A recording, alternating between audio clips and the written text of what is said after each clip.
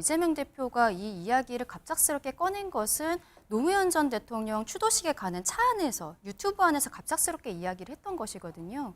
그리고 그 이후에 본인 SNS에 있어서도 뭐 50%니 45%니 약간의 말실수 부분들이 있었는데 결과적으로 저는 이재명 대표가 다음 대선을 준비를 하면서 일하는 이미지를 만들기 위한 것이 아닌가라고 생각을 합니다. 최근 민주당 내에서 어떠한 강성 지지층들의 그 모습들, 특히 추미애 전 장관이 이번 국회의장 선거에서 탈락한 이후에 2만 명 정도가 지금 당원이 탈당을 했다라고 하잖아요.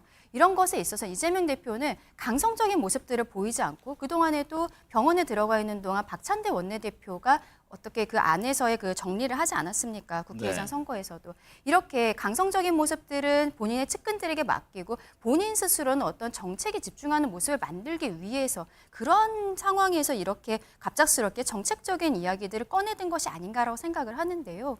이것에 대해서는 22대 국회에서도 충분히 논의를 할 수가 있는 것이고 지금 모수에 대한 부분들이 어느 정도 여야 간의 협의가 되었다라고 해도 가장 중요한 것은 구조개혁이거든요. 지금 모수에 대해서 합의가 돼도 나중에는 구연금, 신연금으로 나눠야 되는 것이 아니냐. 왜냐하면 모수개혁까지의 과정이 너무나 지난했었기 때문에 그러한 이야기들이 나오는 것인데 이것이 만약에 청년들의 이야기를 들었을 때는 청년들은 국민연금이 지금 어떠한 국가가 하고 있는 폰지 사기 아니냐라는 이야기를 할 정도로 굉장히 불신을 갖고 있습니다.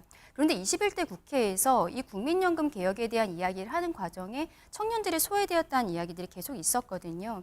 그렇다면 구연금, 신연금으로 나누자는 것도 결국에는 청년층의 이야기를 받아들여야 되는 것인데 21대 국회에서 물론 모수 개혁에 대해서만 협의를 할 수 있겠지만 그렇다면 그 다음에 구조 개혁에 대한 동력이 떨어질 수 있다. 그리고 여기에 대해 여야가 이미 서로 간에 하겠다라는 것이 합의가 된 부분이 있지 않습니까? 그럼 조금 더 수기하는 과정이 22대에서 있을 수 있는데 이재명 대표의 어떤 개인적인 사정, 민주당의 어떤 집권을 위한 플랜으로서 이것을 몰아치기처럼 가는 것은 좀 곤란하다. 그렇게 봐야 될 것 같습니다.